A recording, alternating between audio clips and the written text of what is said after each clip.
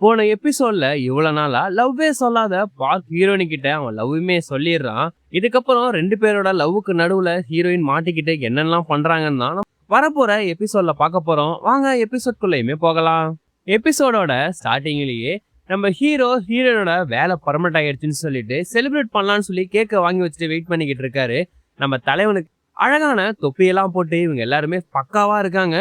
ஹீரோனுக்கு கால் பண்ணி நீ எப்போ வருவான்னு சொல்லி கேட்கறப்போ, இல்ல நான் வெளில டின்னருக்காக வந்திருக்கேன்னு சொல்லும் போதுதான் ஹீரோக்கு புரிய ஆரம்பிக்குது.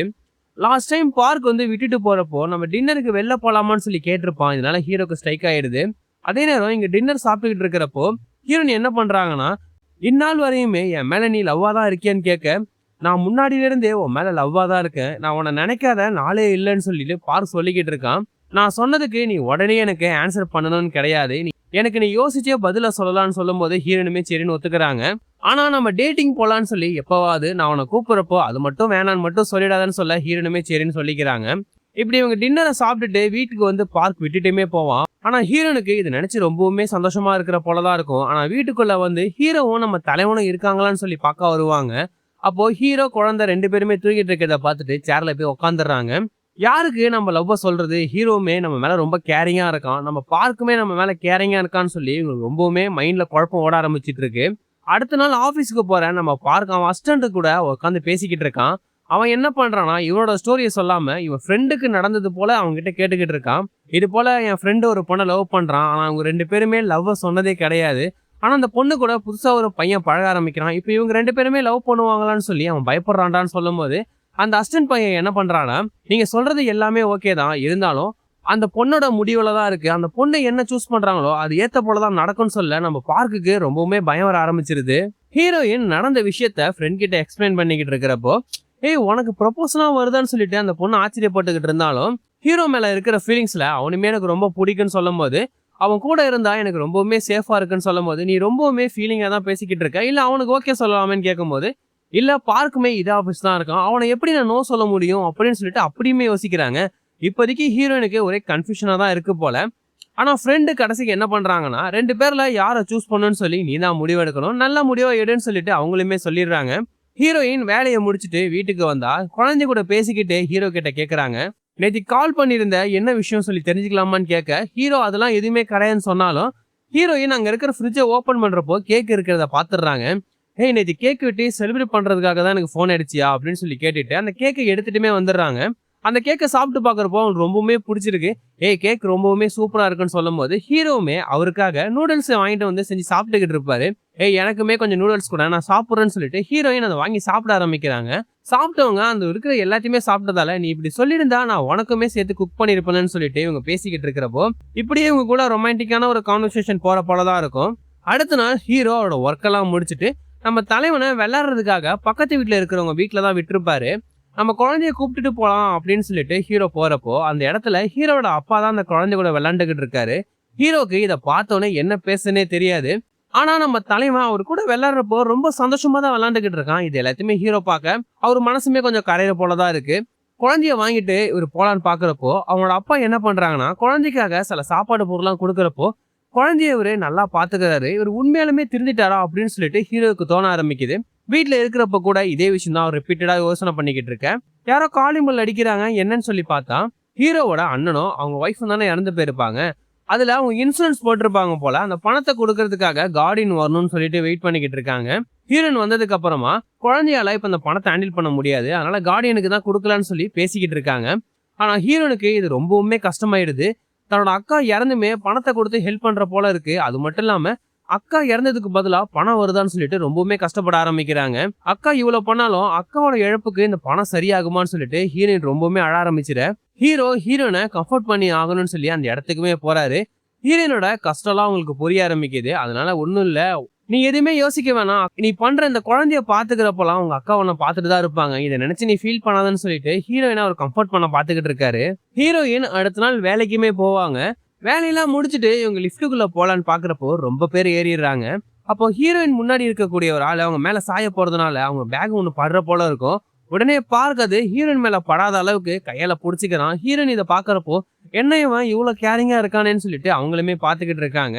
இப்படி இவங்க ஆபீஸ முடிச்சுட்டு போறப்போ பார்க் என்ன பண்றானா, இன்னைக்கு நமக்கு லீவு தானே, நம்ம டேட் போலாமான்னு சொல்லிட்டு கேட்க, ஹீரோயின் கிட்ட அவன் ஆல்ரெடியுமே சொல்லியிருப்பான். நம்ம டேட் போலான்னு சொன்னா நீ வேணாம் மட்டும் சொல்லாதுன்னு சொல்லும் போது அவங்களால வேற எதுவுமே சொல்ல முடியாது.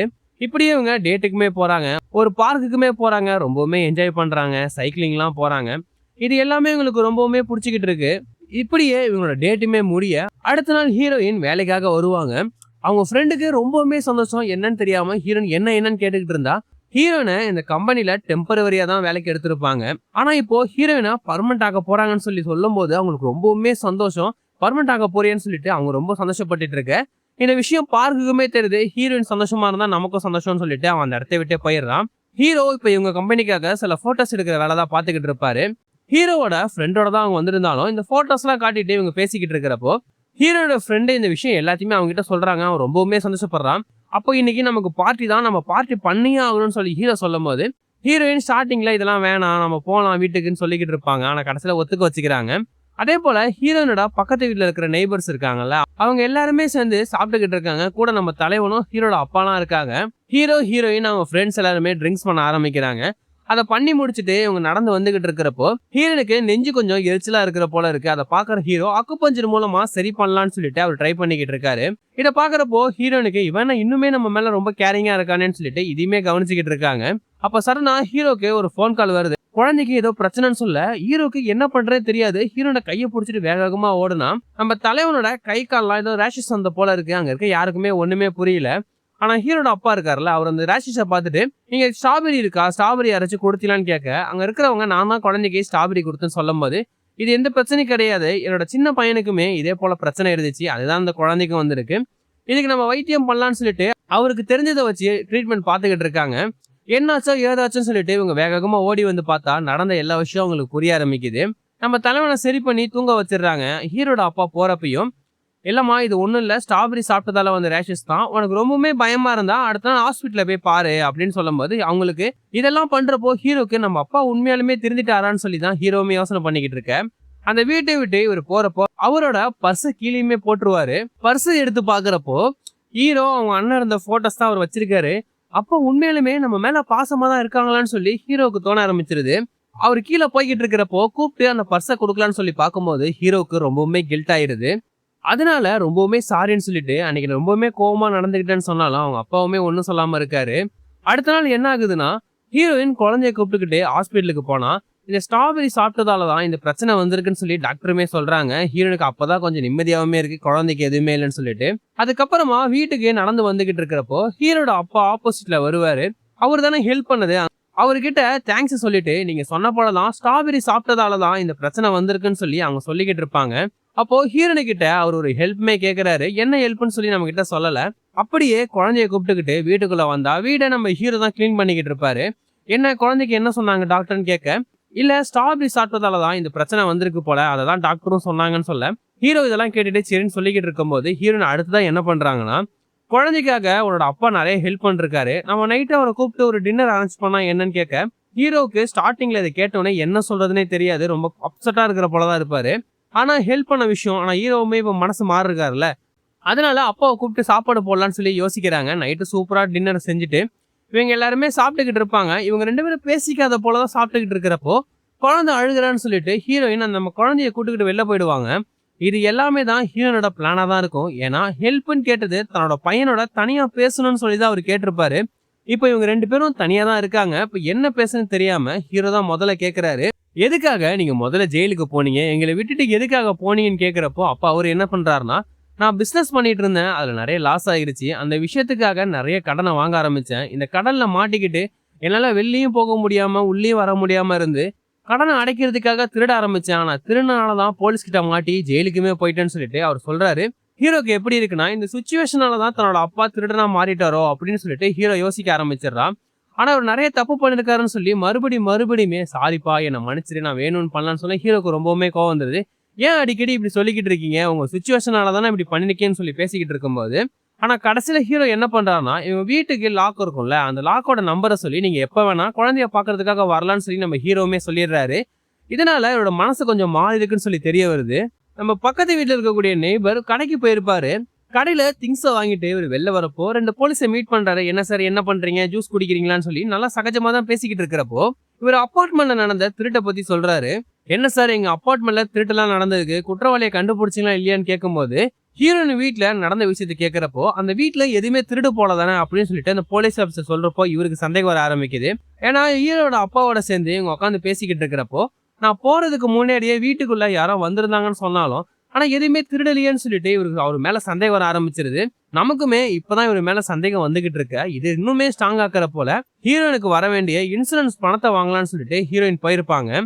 அந்த இடத்துல எல்லா ப்ரொசீஜரையுமே பார்த்துக்கிட்டு இருக்கிறப்போ அவங்க கிட்ட பேசுற லேடி என்ன பண்றாங்கன்னா, கொஞ்ச நாளைக்கு முன்னாடி ஒரு மிடில் ஏஜா இருக்கக்கூடியவர் இந்த இடத்துக்கு வந்தாரு. அவருமே இந்த இன்சூரன்ஸ் பணத்தை கேட்டுதான் வந்தாருன்னு சொல்ல ஹீரோனுக்கு அவங்க அப்பா மேலதான் சந்தேகம் வந்துருது.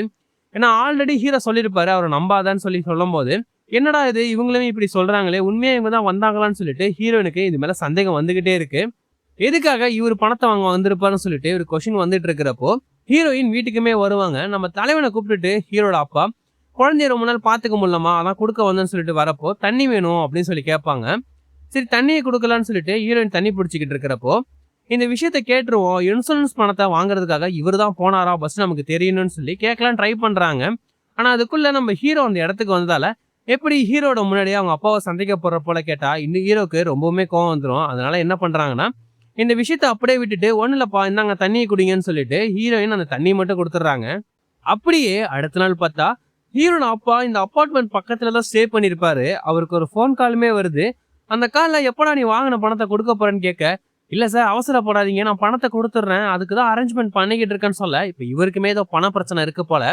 அப்படியே வீட்டுல காட்டினா நம்ம தலைவனை சீக்கிரமா ரெடி பண்ணிக்கிட்டு இவங்க 2 பேருமே ரொம்ப பிஸியா இருக்காங்க. ஏன்னா சீக்கிரமா போகணும் போல. ஹீரோயின் அந்த குழந்தைக்கு யூஸ் பண்ணக்கூடிய பொருள் எல்லாத்தையுமே வெந்நீர்ல போட்டிருக்காங்க. ஏன்னா குழந்தைக்கு அப்படிதான் பண்ணுவாங்க. ஆனா அவங்க என்ன பண்றாங்கன்னா வேலை அவசரத்துல அதை ஆஃப் பண்ணாங்களா இல்லையானே தெரியாம பஸ் ஏறுமே வந்துடுறாங்க. ஹீரோனுக்கு கடைசி நேரத்துல தான் இது தெரியுது. வீட்டுக்கு போயிட்டு வந்துடுறேன் அப்படின்னு சொல்லிட்டு ஹீரோயின் வேக வேகமா போறாங்க. அப்பதான் ஹீரோட அப்பா என்ன பண்றாருன்னா அந்த பாஸ்வேர்டு தான் தெரியும்ல அதை போட்டுட்டு அவர் வீட்டுக்குள்ள வர ஆரம்பிக்கிறாரு. வீட்டுல எந்த இடத்துல பணம் இருக்குன்னு சொல்லி அவர் தேடவுமே ஆரம்பிச்சிட்டு இருக்காரு. இவ்வளவு நாளா இவர் நல்ல ஒரு படம் நடிச்சிருக்காரு போல. இவர் பண தேவைக்காக தான் இப்படி நடிச்சிருக்காங்கன்னு சொல்லி நமக்கே தெரிய வர எல்லா இடத்துலயும் தேடுறாங்க. அந்த இன்சூரன்ஸ் பணத்தை இங்கதான் எங்கேயாச்சும் இருக்கும் நான் எடுக்க போறேன்னு சொல்லிட்டு ஹீரோ அவங்க அப்பா எடுத்துக்கிட்டு இருக்காரு. ஹீரோனுமே வீட்டுக்குள்ள வந்தவங்க அந்த கேஸ் ஆஃப் ஆயிருக்கிறத பார்த்துட்டு ஓகே அப்படின்னு சொல்லி நினைச்சாலும் வீட்டுக்குள்ள யாரோ இருக்காங்களேன்னு சொல்லி அவங்களுக்கு தெரிய ஆரம்பிச்சிருது. அதே நேரம் நம்மள யாரோ பாக்குறாங்க அப்படின்னு சொல்லி ஹீரோட அப்பாவுக்கு தெரிஞ்சதால ஒரு கிளாஸ் எடுத்து அடிச்சிடலான்னு கூட ரெடியா இருக்காரு. ஆனா கரெக்டா ஹீரோயின் வந்ததுக்கு அப்புறமா அவங்க பேச ஆரம்பிச்சிடுறாங்க.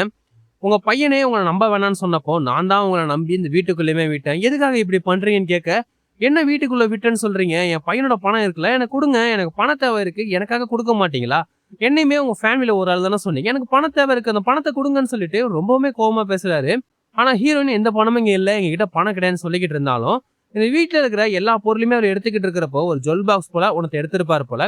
ஹீரோயின் இதோட அவர் போயிடக்கூடாது அப்படின்னு சொல்லிட்டு அந்த ஜுவல் பாக்ஸை புடுங்கலான்னு சொல்லிட்டு நம்ம ஹீரோயின் ட்ரை பண்ணிக்கிட்டு இருக்காங்க.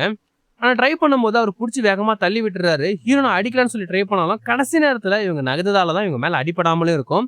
இப்போ ஹீரோனை இவர் மறுபடியும் அடிக்க போறாரா அப்படின்னு சொல்லிட்டு நம்ம யோசனை பண்ணிக்கிட்டு இருக்கும்போது கரெக்டா ஹீரோ உள்ள வந்துடுறாரு.